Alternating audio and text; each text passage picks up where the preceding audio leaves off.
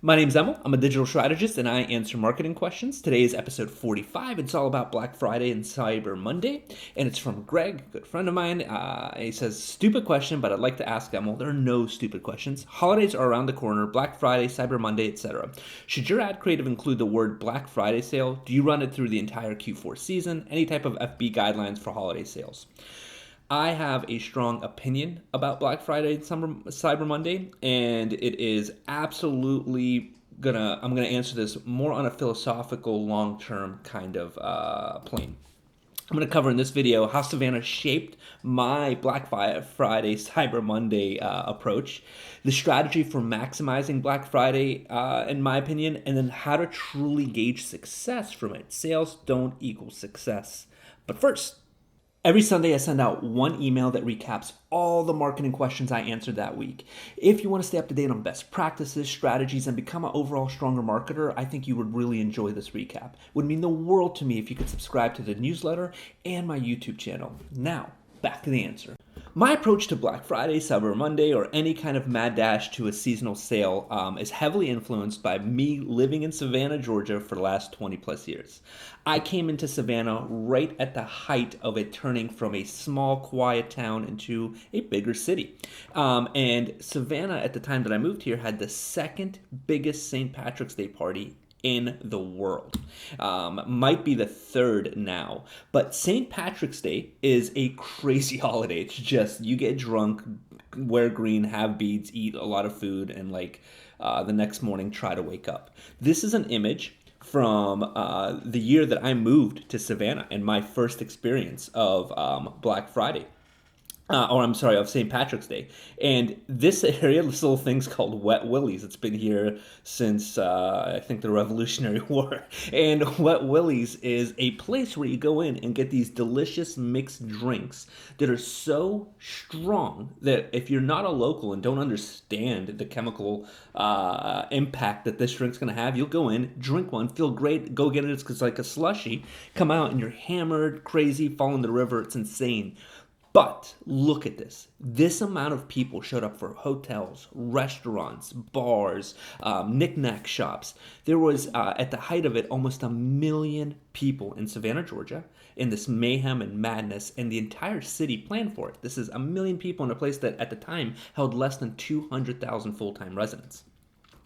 It's 7 days of wild profits, and such wild profits that a majority of the restaurants and bars downtown consider it 50 or more percent of their annual revenue, and everybody got behind it. I even had a hot dog stand one St. Patrick's Day, and it was incredible. We sold Sam's Club hot dogs to drunk people and made thousands of dollars in a single day without breaking a sweat. Everybody preps up for it. It works for it. It closes the city down. This is absolutely, like, if you own a business in Savannah, you're going to make money.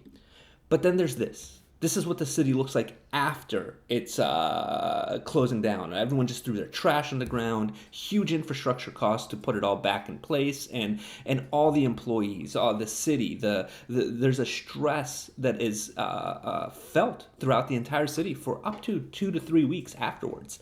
Now, if you're new to Savannah, you don't feel the stress as much because things change, but that's where I'm getting to.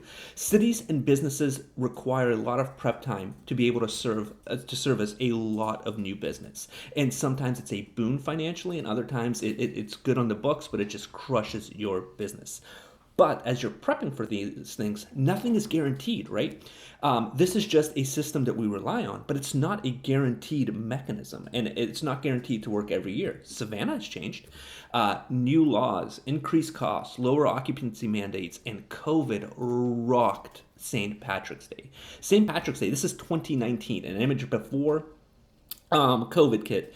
You have wristbands. You have insanely low mandates for how many people can get into a building. You have more barriers to entry to enjoy yourself downtown. And since that's happened, since when I moved here in 1999 to now, nobody really cares about St. Patrick's Day here anymore. It's a disaster. No business is making massive amounts of money like it did before, and so many businesses have changed. A lot of businesses went under as this started to happen. We saw bars that were mainstays that no longer existed because 50 or more percent of the revenue was completely augmented. And some businesses relocated out of town and other areas that don't require such big fluctuations. And bigger, stronger businesses took their place. But some businesses got even stronger in Savannah. The businesses that did not make any exceptions for St. Patrick's Day, you still have to make a reservation. They weren't going to close at an extra hour or super late. They weren't going to overstaff so they could serve alcohol out the windows. They said we're here for the long run. So what our goal is to have a solid, responsible business that isn't affected by these pressures. Sure, there's more money to pick up, and we're going to take advantage of that. We may do things to generate more revenue bottom line, but we're not going to break our backs over it. And they didn't. Over the years, we were always shocked. Like, what do you mean that you don't have extra seats? What do you mean you're not serving right now? What do you mean that you were always baffled? But these businesses are still around.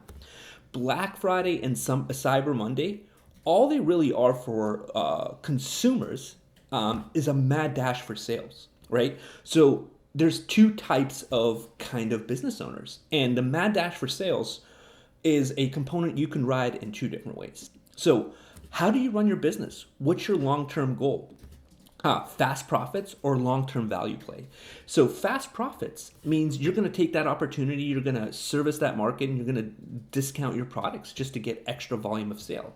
But there's a lot that comes with it. Lower margins, increased volume going out, and unpredictable ways, holiday season fervor that may work in your favor or against your favor. And if you're counting on this money, remember, nothing is guaranteed.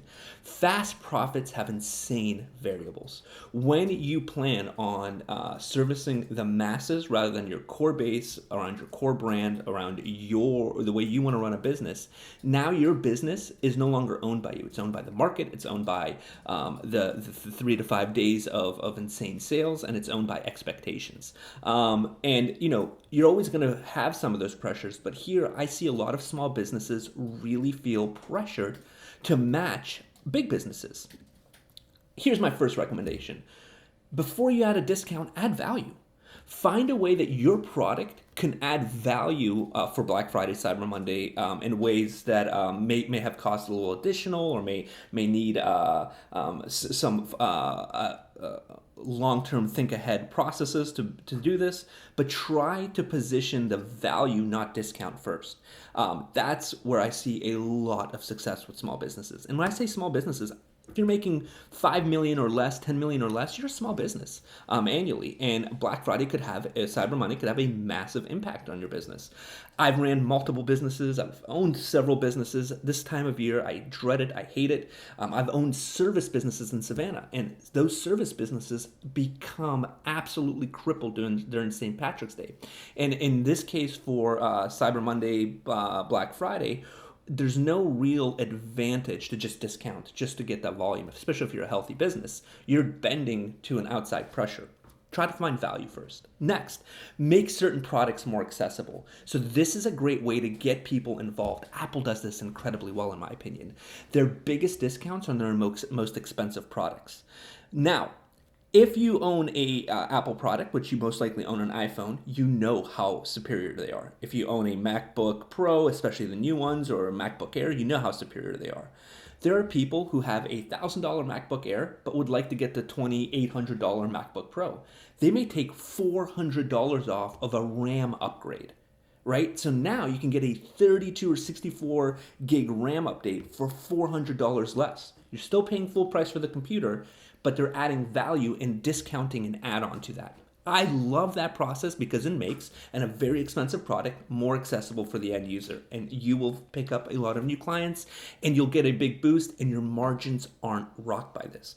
That's a $1 trillion company applying this pressure. If a $1 trillion company understands how to work this, they're not giving these massive discounts because they know what's going to happen. Their bottom line is going to drop and their shareholders won't be happy. As a small business, you're a shareholder of one. Think of it that way. Do not drop your margins. Increase your value over that period. Black Friday, Cyber Monday, though, his wording is critical. What I like is when people say Black Friday sale or Cyber Monday deals. You can get on that page, and if you're not familiar with the brand, you may not realize that these prices aren't actually discounted at all. They've just jacked up the MSRP and slashed it and put it with their current price. This is kind of shady, but it works really, really well. And in a process where you're selling a service or product business, you could also just say primed for the holidays, Black Friday, Cyber Monday ready, deliveries guaranteed for Black Friday orders. So you could work the wording in, and the consumer is still going to see this and say, well, they're playing the game. And that's really what a consumer wants is, are you playing the game? And if it appears you're playing the game, you're going to get their love, you're going to get their attention, you won't be overshadowed by your comp. But it doesn't mean you have to hurt your bottom line and your margins. And then let it run until Tuesday morning. I've tested now a few different things, and there is no hard fast rule here. Just create Cyber Monday deals, create Black Friday deals, and just let it run to Tuesday. And by deals, I mean artwork. I mean, make sure that your website is promoting it. Make sure there's banners. Make sure that the Facebook ads and Instagram ads all play a role, whether it's in the text, the headline, or the body. But you are promoting Black Friday and Cyber Monday because you've got to play the game. Just like Savannah restaurants and bars and brands that are still around and even stronger, they had St. Patrick's Day drinks. They had St. Patrick's Day meals and the St. Patrick's Day packages for their hotels, but they weren't discounted. They were just themed. And theming is different than discounting. As a small business, I don't think it's responsible for us to just give away our product and margins because the market expects it. I believe we should be adding new customers that otherwise wouldn't be our customers there and creating immense value for them. And then this is the thing that a lot of people miss out on. It's like, oh my God. Now what I want you to do is if you run a Black Friday, Cyber Monday special, cool, track that. Track those buyers, track those users, track those sales. And then September of the following year, pull a report. How many of them repurchase from you? How many of them are still your customer? How many returns did you get from that season? How many issues were poised? And you may be surprised that you had an increase in sales, but if you amortize that increase in sales across 3 to 4 months after that special, you realize that you got in the way of higher earning lifetime value customers and increased your customer service weight. And it actually, not only did you give away the farm, but then you paid to give away the farm even further. So this is something a lot of people don't do. I know this was philosophical in a lot of the ways, and I know it's a little drawn out, but I hope this makes sense. I think you should look at all the ways that you live your life and the communities you belong to, and they should mold how you think about things. And if you have the opportunity to live in a place that gets altered dramatically once a year and see how that incapacitates businesses to make good decisions for short-term goals, then utilize it to your clients and your strategies. If you found any value, it would mean the world to me if you could like, subscribe, comment, and every Sunday I send out a recap of all the questions that I've answered. So enjoy your day, good luck, and happy marketing.